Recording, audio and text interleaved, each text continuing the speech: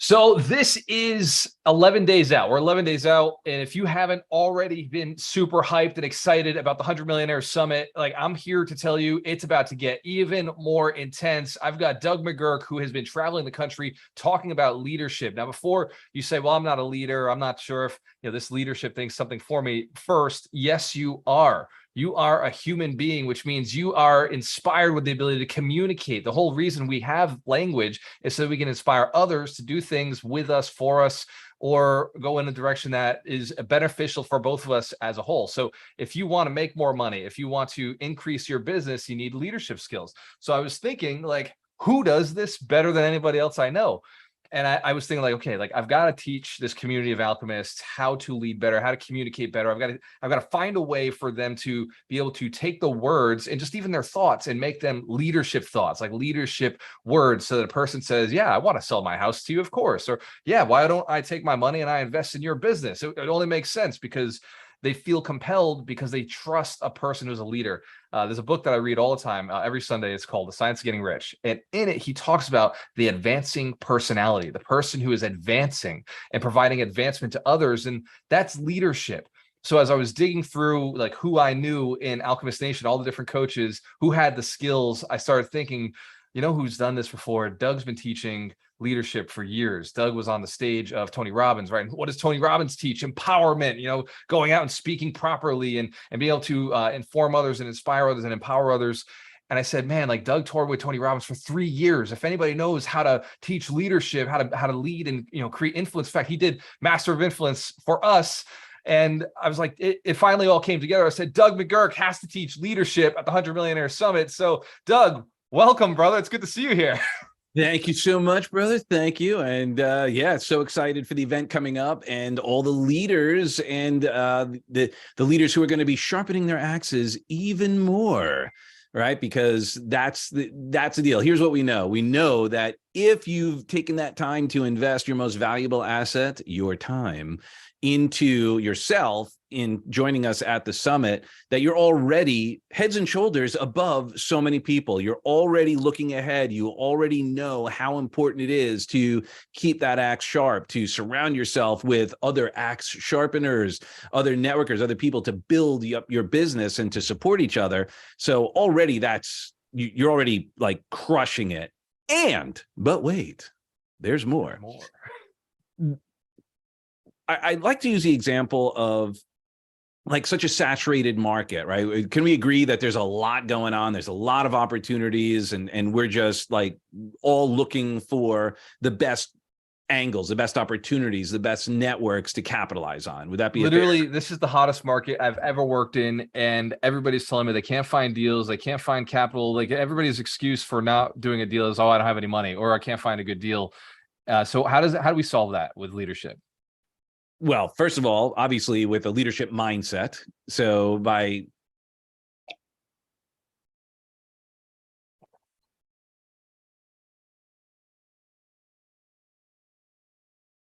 did I freeze or did Doug freeze? That's the question I want to know right now. Yeah, it's Doug. Doug, you still there? All right, so while Doug is frozen, leadership, like I said, I needed the community to get to that next level. I needed everybody to learn how to have the skills of communication. I know that many of you were inspired by the missions that's 100 millionaires inspired to build 100 millionaires. Well, in order to build millionaires, you must lead them to a source. You must lead them to both information, the network, and the accountability. So there's 3 absolutes to success. That's knowledge, network, and accountability. And there's Doug McGuirk. Boom! Welcome back. Weird. I don't know what just happened. So where do we get lost? We were right at the part where you were saying the intention behind leadership for finding deals and raising capital, and how leadership and the leadership mindset tie into that. Yes, leadership mindset and how there's opportunity everywhere. Now, have things shifted? Are opportunities moving? And maybe that's the distinction. It's not that there aren't opportunities. They just may not be opportunities where you were once looking. As an example, I remember growing up as a fisher person, because I don't want to offend anybody. You're like Jesus. Now you're a fisher of men and women. I got to be careful. Yeah, fisher of people. But So I remember as a kid, like fishing at the lake, and you cast for a while and all that, and then maybe get lucky, boom, boom, and you get some, and then it slows down. Now, we're smart here. Do we go, there's no fish in the lake anymore? Like, we just give up? No, we move to another area. We may change our strategy. We may find a new way. We might have to change. Maybe we have to change our bait. Maybe we have to change the lure. Maybe we have to change. Are we deep fishing or are we surface fishing? It could be a different time of the night, right? Like, as an example, we get into seasons, and maybe when Heidi's there, she may be getting into the seasons. She uses that talk a lot, but as do I. And like, you wouldn't use the same strategy ice fishing that you would if you were fishing in the wet ocean, right? You may have some other work to do first. Maybe you got to drill down. Maybe you have to put an effort into what's next. And this is a leadership conversation, right? Because a leader would go out to the ice and go, oh, I got to drill a hole through the ice. Unfortunately, sometimes the average person may be like, oh, I can't go fishing because there's ice on there and I can't get underneath. I might as well go home, right? And by the way, there's no right or wrong. Some people just don't have the forethought, the energy, the desire to do that extra work, that new work, that different work. The leader knows, well, you know what? I can ice fish now, but you know what's going to happen? It's going to thaw, and I'll be able to then fish the way I was when it was summertime or spring. Some people just want to do it while it's easy. Doug, it's so true that, like, that is the perfect analogy. I didn't know where you were going to go, but when you went into ice fishing, like, there's so many people who, if it was icy out, like if there was a sheet of ice over the water, they'd be like, oh, well, can't fish until summer again. It's like, what, are you going to starve? Like, are there people who won't go door knocking when it's raining? Yes, 100%. The best day to go door knocking is when it's raining. I know, but it's like, oh, I don't want to get all wet, right? And like, look, like, we've already given a nugget. If you're a like real estate person who prospects, or a wholesaler or whatever, like where you do door knocking, yeah, do it when it's raining out, because that's when people are home. You wait, it's all sunny, they're out at the beach or out at the park. Like, of course, and then you go, oh, this doesn't work, right? I'm not suggesting any. I know everyone who's watching this and anyone's coming to the summit know this already. We just know people who we've seen that happen. And by the way, I can only speak for Florida because I've been here for the last 10 years. There are something like 87,000 real estate agents in the tri-state area, and that number has grown in the last several years. Why? Because it was easy, right? Now it's not so easy anymore because things are shifting, and it's not easy, not because it's hard. It's just not easy because it's different, because it's changed. It used to be like, using the fishing example, I was in the Keys last week, and we went out fishing, and the guy, the captain, it was like four of us. We rented a boat and a captain, and he brought like a bucket of shrimp to bait, to start with. And then he's like, all right, I'm going to catch the bait now. So he just sat there, and he knew what fish he was going for, and he would just cast it out, whoop, and grab the bait, bring it in, and then whoop, and he just kept doing it and banging it out, right? But what he was catching was stuff we couldn't eat. It was stuff that we used for bait. So we had to change our strategy, right? So I guess the leadership conversation is some things are easy, but they're not always going to be the most effective, because we get to step one. Now we got to go to step two. Like, we could have caught all these little fish that we couldn't eat. Now we had to use them for bait to go out to catch the bigger fish. Now, I'm planting seeds on what we're going to be chatting about at the summit, because there's a system, there's a way we go out and build our business. And in order to do that, we have to have a leadership mindset. We also have to be effective communicators.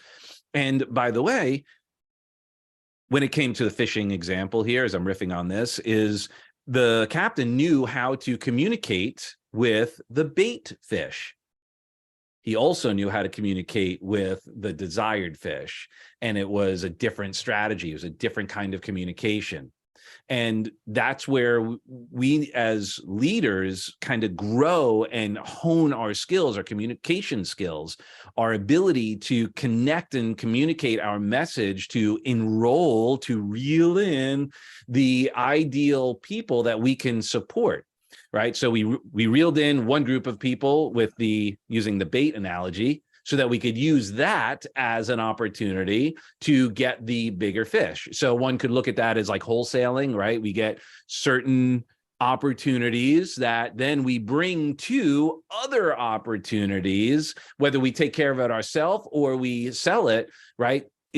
Do you see the analogy, or am I going too far in that one, Walter? No, this is perfect. And I want to tie it. I want to like get some FOMO into everybody's mind, because I know that most people go through their lives and they see something like this, like, oh, 100 Millionaires Summit. Like, I'll go there one day. Like, here's the deal. One day is going to be next year or the year after. Like, how long do you want to wait to be a millionaire? Are you ready to do it like starting now? Because it still takes a process. Still takes 3 to 5 years for us to get you there. Although, yes, some people like Saeed or Ryan McDermott were already, like got the mindset right and they just took action. They were able to do it in a year or 18 months. But that's the exception. The exception is not the rule. It takes 3 to 5 years. I've had other coaches say it takes 2 to 3 years. Like, yes, the process can take more than just, one day you do a 3-day event and then you're successful, right? So you've got to make the decision to go now, right? Yeah, exactly. But it's more than just the 3-day event. It's then the people you meet at that event. It's the relationships that you build to support you to take that action, right? You don't eat one salad. That's 100% like why it makes sense to do it today versus doing it a year from now or 2 years from now. Like, you got to have the network now. You got to be building the relationships now. And Doug, so what are some of the problems a person might be noticing in their life right now if they don't have these leadership skills? What are some obvious pain points in their life that maybe they're not associating to a lack of leadership skills? One of them is potentially getting sucked into some drama, some stories about the economy, about the market, and again, it's I believe I'll be sharing a story around this at the event that I'm bringing props and whatnot to make it fun, but there's sometimes it doesn't have to be like a big stressor. It's the little stressors, and leadership is about navigating stress, right? About navigating obstacles, about seeing ahead and like going, okay, preparing for it. And I think what happens is we don't realize how much we've been taken out of the game by all the negativity that's going on. Because even though you may be positive, meaning you're watching and the people coming to the event or people thinking about coming to the event, they go, oh, I don't need it. I'm already so positive. Yeah, compared to what? Right now, it's easy to say we're really positive if we're not screaming and yelling at the television. That doesn't mean that we're optimizing our opportunities. It doesn't mean that we're playing at a high level. It just means that compared to the crap that's going on in the world, we're just a little bit better, right? So be mindful of that. And here's what's interesting. Some of the smartest people I know, the people who, have, whether it be academically smart or people who are just super intelligent, what's unique about them, meaning unique about the rest of the world, but similar with all of them, is how much they realize they don't know and how much they're willing to continue to grow and meet new people. And they never, there's a 3-word sentence, and I'm not going to steal any thunder from this because I'll say it at the event, I'm sure. But there's a 3-word sentence in the English language that stops all growth, that prevents true transformation. Doug, I don't want to ruin it, but I feel like I already know. You do. Even just uttering that, right? It's just hilarious, right? And those 3 words are so embarrassing just saying it. Right? I know that. Right. And leaders go, you know what? I have experience that I will build off of. And I also am willing to try on something new. I'm willing to go, you know what? Things are moving so fast. Things are changing so rapidly between technology and the economy and what's going on in the world. Like, there's so much flux. There's so much fluidity. There's so much dynamism in how the world is showing up right now. We need to like work even harder. And like, as an example, like every great athlete, do they have coaches? They have multiple coaches. Multiple. Yep. And they understand that while they are the best of the best and they are crushing it, that if they don't continue to train, if they don't continue to be optimizing their opportunities for growth, for transformation, for new ways of trying things, they're not going to succeed. And, you know, there's a basic example of this is back in the, I'm going to date myself here. So when I was growing up, like when I was a kid, like Jimmy Connors and John McEnroe and Bjorn Borg, like they were the big guys. This is when I was a little kid, like Ellie's age. And then as time went, like, you know, Andre Agassi and all those guys came up, but Bjorn Borg went away for a while. And then he came back like 10 years later and he was still using his wood racket. The technology had changed. The technology had changed. His skill set was still there, but he was playing with other people with the same level of skills, but they had new technology. And leaders understand how we need to enroll and embrace new technology. There's all sorts of, like, I mean, people get overwhelmed. That's why you also need support. Like I'll use the example, Salesforce, right? Right now, that's a giant thing. Well, when Salesforce first came out, like, it was overwhelming. It was like, this is amazing. And it's so much. My career in the music industry, Pro Tools was the thing that disrupted the industry. And if we don't capitalize and take advantage of the technologies that are available. Now, by the way, I don't just mean like computer technology and all that, which is super important. We have, we got Alchemist Connect and all those, you know, amazing tools and resources, which are vital. This technology, if we don't update this, if we don't like learn how to master our ability to communicate, which by the way, you cannot not communicate. Because even non-communication is still a communication. Has anyone ever been ghosted before? Yep, right? Been ghosted. That's a I recently posted a picture of myself naked on social media and I had one person unfollow me. So completely ghosted. Yeah, there you go. There's another communication, right? So leadership is about understanding and embracing change and recognize that change is automatic. Transformation or progress is a choice, or more importantly, a decision. So the other question there is that what do leaders have that's really important is the ability to make decisions. And what prevents us from making decisions? You'll find out at the summit. I love it. Oh my God. So I say this on all my webinars, Doug, that analysis paralysis is literally the thing that stops people from being success. Too much knowledge, too much information. And if only people had the ability to make decisions, if only people had the ability to be leaders, they'd be far more successful. The other thing that I see stopping people right now from being successful is, oh, my contractor took advantage of me, or I can't get any contracts to show up, or my tenants aren't paying, or I can't find any good deals. You know, oh, people don't want to invest with me. I've been telling everybody about my deals, but nobody's investing. It's like, because dude, you don't have, like, you're not a leader yet. You haven't built that yourself into somebody who's an attractive personality that people trust and want to, you know, do things with and like respect. So when you set a deadline, they're like, oh yeah, I'll definitely hit that deadline, because leadership is just communication. It's a mindset. It's a framework. And if you're noticing any of these things happening in your business right now, like you don't have deals because you're not leading a community of people to send you deals, right? You're not connecting with wholesalers and realtors and motivated sellers and building this kind of community of deal flow, then that's the lack that you're going to be in, right? You're going to have a lack of deals if you're not leading people to send you deals. Like one of my favorite things that I've like just hit me the other day, Doug, is leads follow leaders. Right? Like if you're looking for more leads in your business, you might need leadership skills.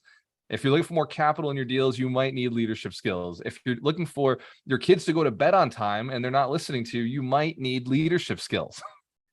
100%. And for those who, may, and we've said it a bunch of times already, who have an interesting conversation around leadership, it is communication. Yeah. Right.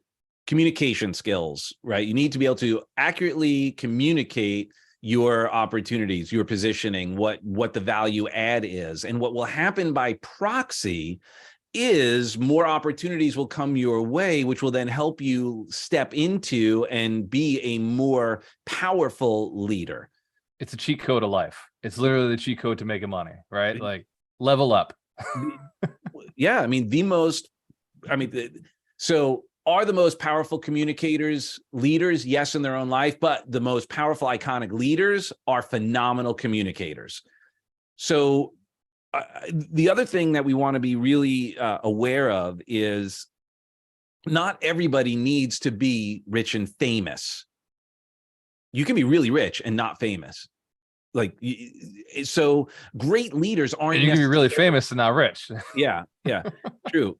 Great leaders aren't necessarily like celebrity. That doesn't mean, and I want like this to be really crystal clear, because oftentimes some people compare, and that's, we never want to compare to anybody.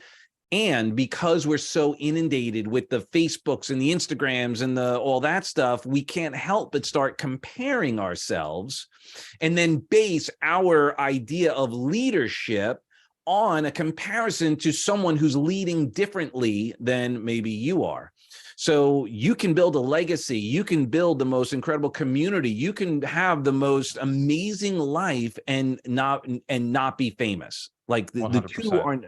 And so just like when people like, oh, great leaders, and they'll see some, they'll use an example of some big famous person. It's like, well, yes, and yeah. And the challenge with a person's mind when they hear the word leader is like, oh my God, I got to stand on stage, I got to be in front of people, I got to be on social media, I got to be doing videos. I don't think people understand just how much my business partner makes. Like my business partner, Ron Bowling, makes half of literally everything that I make, and nobody knows who he is. And yet when it comes to business decisions, when it comes to what we do in the community, when it comes to my message, what I'm sharing with the world, I always run it by him, because he is he's a leader of this community. He's just the back end, like watching everything while I'm out there on the front end, serving. Well, so he is very well known in the community. Yeah. I mean, I don't know if anybody knows what he looks like, but that may not be true. But my point is that like, the leadership conversation is not about notoriety. Right. It can be. Right. Like, you want to learn how to, speak effectively, communicate effectively on stage. I can teach you that. It's a form of leadership. Right. It's a form of leadership. The other part, though, is the deeper, more important part, that's running. Walking successfully is the communicating. And by the way, there's two kinds of running you could do. You could do the short sprints, or you could do the endurance run. And it's maybe not as sexy, but it's not as obvious. Yeah. But it's as important, more important, actually, right? Because then now we're getting the tortoise and the hare, and the consistency. Can we go back to fishing and say like it's like fishing with dynamite? Like it wouldn't make sense. Yeah, right. There you go. Then you blow up all your all your food. But I mean, there's so many aspects to this. That's why we're doing a 3-day event, right? To just have a 20-minute conversation and instill what 3 days and then what a relationship will transform. It's that's what leadership is taking advantage of those opportunities, right? And there's the old saying, is courage the absence of fear? No, courage is feeling the fear and doing it anyway. So if what leaders understand is they may go, I'm a little nervous to maybe invest that time and energy, right, to make it to a 3-day event in Orlando in a couple of weeks. But the leader goes, yeah, and I know it's going to be the benefit of that. I know it's the people I'm going to meet. So I may be a little nervous, I may be a little awkward, I may get a little inconvenienced. However, I know that when I'm there, it's like going to the gym, right? You ever have that, well, I know you've been posting a lot. Has it been that obvious? Yeah. I'm sure there have been days where you're like getting up, like, I don't know if I want to go. Like, and you could talk yourself out of it. Yet you go, you know what, though? I know how great I'm going to feel when I get there, when I'm done. So we still go. So, you know, that's what leadership is understanding the you know, for lack of a better term, I guess the delayed gratification and the value of putting some effort in to the work, because the people who put the effort in get the results. The people who don't get different results. And yeah, to the extent you follow the principles, the rules, the wealth principles, and the actions of life, results may vary. So I've been working out every day for the last 90 days. I've been documenting it, you know, the last 60 days. And the reason I've been working out so aggressively is because of the 100 Millionaires Summit. It's literally 3 days on stage where I wanted an opportunity not to be stuck in a suit the whole time. So in order to get that like TED Talk vibe, I had to be able to fit the t-shirts and still look good on stage. So I've been working out all for literally 3 days of my year, because it's the 80-20, the 80-20, the 80-20. All right, 1% of the year, it's 365 days. 1% is 3 days. So if I know all of my content, all of my deep relationships, all of the people I'm going to work with this year are going to be in that one room, and I'm making that decision in one time, you know, that's the highest leverage point of the year. So if you're listening right now and you hadn't bought your tickets yet, now's the time to do it. Buy your tickets now, book your flights, book your hotel. It's time to take action. It's time to get off the fence. You were born to be a leader, even if your spouse doesn't believe in you, if your job doesn't believe in you, if your kids don't believe in you, or your family or your friends don't think you have what it takes to be a leader. We know the difference. None of us were born leaders. We had to train ourselves. We had to learn the skills. We had to learn the experiences. I wasn't born a millionaire. Doug wasn't born a millionaire, but what we've done with our lives through experience and through hard effort and concerted effort and intelligent effort and movement, we learn the processes, we learn the principles, and that's what we're going to be delivering at the 100 Millionaires Summit this October 21st to 23rd. Get your tickets today. Go to 100mmsummit.com or click the link in the bio to hang out with the great, the man, the myth, the legend, Doug Maximizer McGuirk from Revolutionary Growth. Doug, any last words before we jump off the call? Just be bold. You know, the world, the universe rewards the bold. So join us and take a stand for yourself. And I got to say, you know, now more than ever, we need you. We need you to step up. We need even more leaders. We need to transform the world and to really create our legacy, to lead by example. Man, if you got kids, what are they seeing, right? So how are you showing them how to navigate this interesting bit of business we have going on in the world? You know, things are fluid, things are dynamic. You know, like Walter he's been going to the gym every day. I go to the gym every day, working those muscles. We've got to work our emotional, spiritual, and business muscles as well. So we'll see you there. Man, we're going to work that hustle muscle. Cheers to your success. We have a choice. Always work with the best. The blessed. Doug, thank you, brother. I appreciate you, man.